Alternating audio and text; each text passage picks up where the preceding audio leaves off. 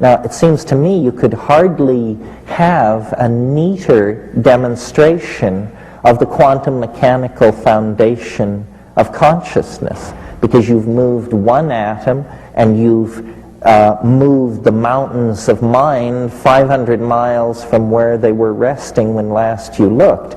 It's quite spectacular.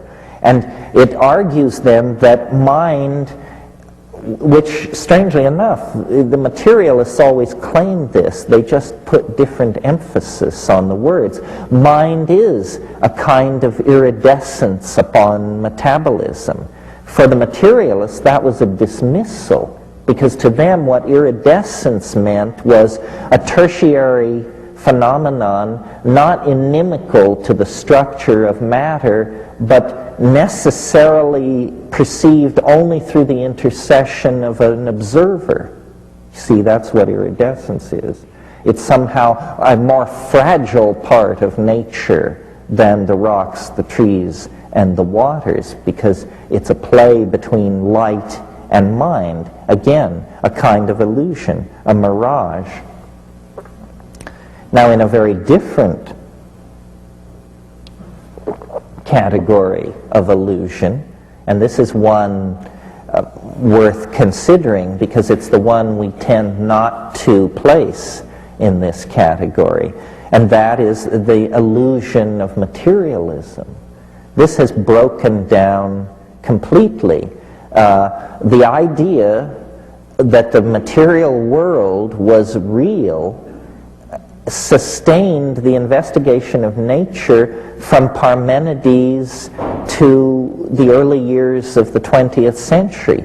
Virtually the entire history of human engagement in the abstract intellectual modeling of matter, matter was assumed to be pretty much as presented in perception: solid, enduring, having simple location, meaning, you know, it stays where you put it, and when you look there again, it's there.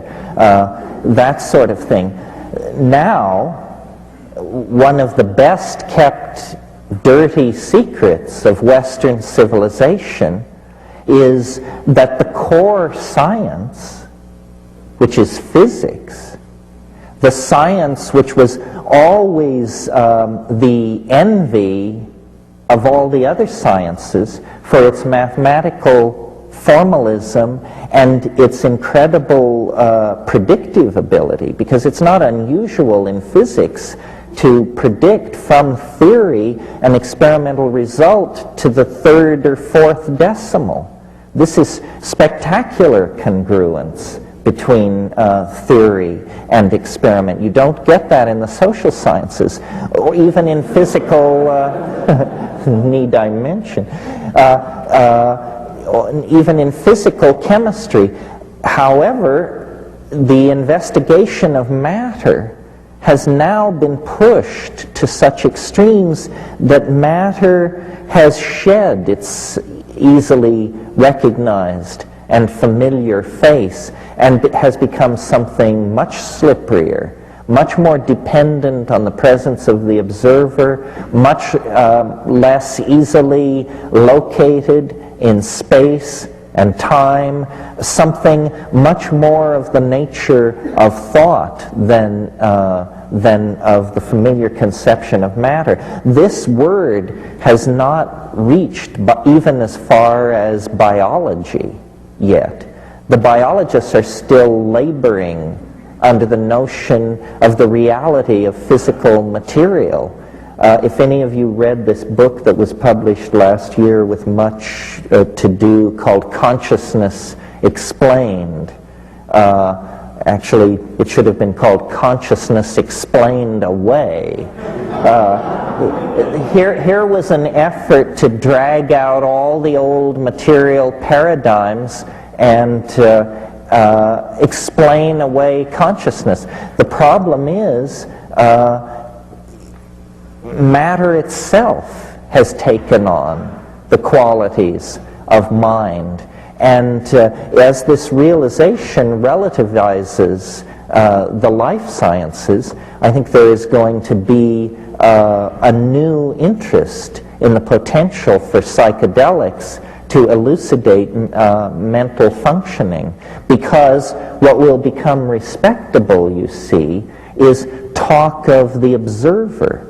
This is what has invaded physics, the most rarefied and formal of all the sciences, had, in order to make sense of its enterprise, allow the observer a kind of primacy with the thing observed. As this seeps into the life sciences and psychology, hopefully the phobia of actually involving yourself in your field of study that informs all these reductionist, ratomorphic types in the schools of psychology will be overturned. Well, having flayed that dead horse sufficiently, another category of illusion that needs to be addressed, I think, is how would one call it? Well, basically philosophical illusion, or philosophical/religious illusion. This is the idea that by a direct appeal to intuition, we can somehow gain a foothold on truth. I think this is as specious as the notion that we can gain a foothold on truth through reason or experiment. This foothold on truth idea may have to be given up. I'm sure some of you have heard me recall the situation where Wittgenstein was raving about something, and one of his students said, "But is it the truth?" And he said, "Well, it's true enough."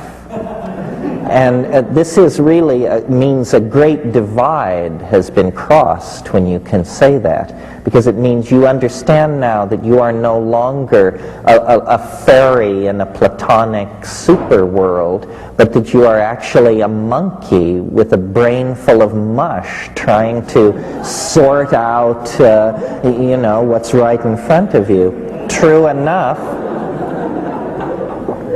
is what we should probably rest with. And, illusions abound. For instance, I was speaking of these religious ontologies. I was talking to someone recently who amazed me, because I've always thought of them as a person of great intelligence, but who would never be reclaimed from the arms of Mother Church.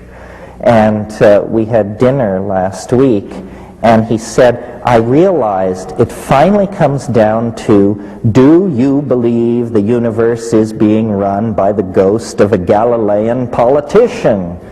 And he said, put that way, I realized that it wasn't. Other religious myths are less easily undone, I think.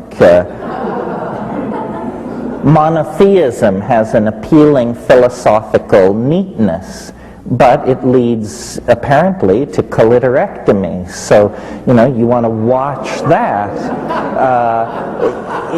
This search for philosophical neatness may make for strange bedfellows. And of course, Buddhism. I love the illusion of Buddhism. It's the illusion that illusion can be transcended. And again, not really doing genuflection to the animal nature. It's amazing to me. I mean, if you were to meet a termite who stated that his or her goal in life was the perfect modeling of the cosmos, you would think it was quite a comic undertaking. And yet, how different are we that we should presume to more than a shadow of the truth? Well then, finally, or I don't know finally, but completing my laundry list here,